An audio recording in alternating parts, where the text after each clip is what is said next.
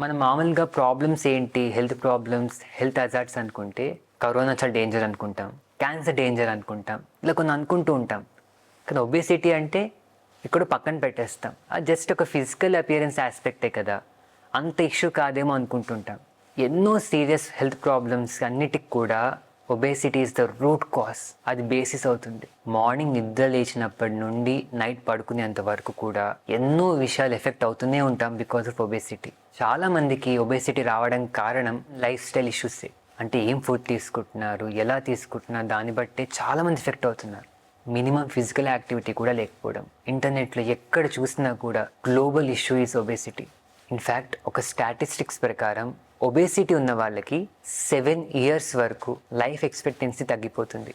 మనం అందరం కూడా ఈ ఒబేసిటీ వల్ల వచ్చే ప్రాబ్లమ్స్ని కానీ దాని సీరియస్నెస్ని గుర్తిద్దాం, అర్థం చేసుకుందాం, అర్థం చేసుకొని మన లైఫ్ స్టైల్ని ఒక పద్ధతిగా మలుచుకుందాం.